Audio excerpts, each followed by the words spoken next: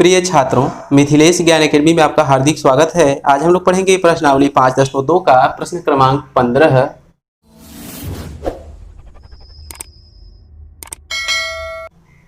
जिसमें दिया है n के किस मान के लिए दोनों समांतर श्रेणियों 63, 65, 67 एंड सो ऑन और 3, 10, 17 एंड सो ऑन के 99 पद बराबर होंगे। देखिए, प्रश्न में दो श्रेणी दी गई है। एक श्रेणी 63, 65, 67 एंड सो ऑन है और दूसरी श्रेणी 3, 10, 17 एंड सो ऑन आगे तक है। इन दोनों श्रेणियों में हमें ये बताना है कि n के किस मान के लिए इनके 99 पद आपस में बराबर होंगे। तो आइए अपने हल में हम यहाँ पर लिखेंगे पहली श्रेणी, इसके कुछ बगल में दूसरी श्रेणी को हम लिखेंगे। तो ये पहली श्रेणी है 63, 65, फिर 67 एंड सो ऑन, और इसके बगल में हम दूसरी श्रेणी को लिख लेते हैं 3, 10, 17 डॉट डॉट डॉट आगे तक। तो इस श्रेणी के बारे में हम थोड़ा सा देखते हैं। इसका पहला पद क्या है? a अर्थात 63। इसका सार्वंतर क्या हो जाएगा? दूसरे पद में से पहला पद घटा देंगे अर्थात 65 में से 63 घटा देंगे तो हमको मिलेगा 2। इसी प्रकार दूसरे श्रेणी का पहला पद क्या है? 3। इसका सार्वंतर क्या है? दूसरे पद में से पहला पद घटा देंगे अर्थात मिलेगा हमको 7। तो कुल मिलाकर हमने दोनों समांतर श्रेणियों का बायोडाटा बना लिया है। अब हम प्रश्न को थोड़ा सा पढ़ेंगे। कह रहा है कि n के किस मान के लिए दोनों समांतर श्रेणियों फला फला के 99 पद बराबर होंगे।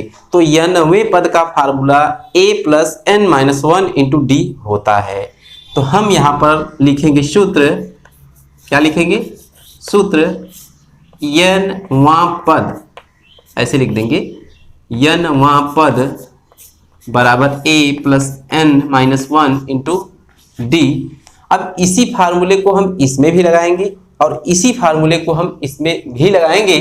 तो यहाँ पहले हम लगा लेते हैं a, यहाँ देखिए a अर्थात 63 प्लस n पता करना है माइनस 1 इंटू डी, और d का मान कितना? 2।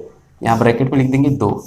कह रहा है कि n के किस मान के लिए 99 पद बराबर होगा। यहाँ देखिए 99 पद बराबर होंगे अर्थात हम बराबर लिखेंगे, इसका भी 99 पद यही लिखेंगे a। यहाँ देखिए फार्मूला, ये देखिए a बराबर 3, तो a प्लस n पता करना है माइनस 1 इंटू डी, और d का मान 7 है।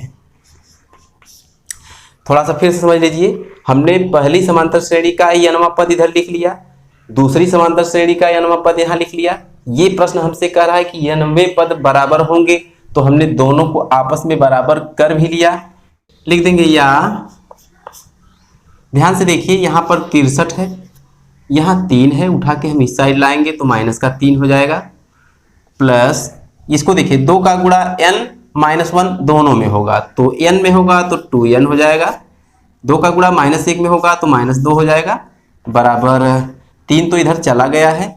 अब 7 का गुणा n में होगा तो 7n हो जाएगा, फिर 7 का गुणा माइनस 1 में होगा तो माइनस 7 हो जाएगा।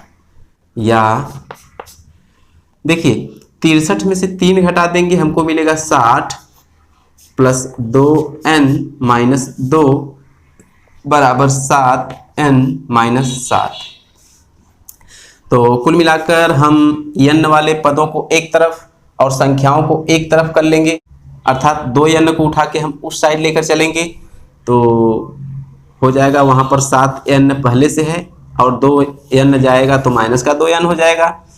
इसको हम उठा के इस साइड लाएंगे तो यहाँ पर 60 माइनस 2 पहले से है, माइनस का 7 उस साइड जाएगा तो प्लस का 7 हो जाएगा। तो यहाँ पर हम लिखेंगे या 7n में से 2n घटा देंगे तो हमको मिलेगा 5n।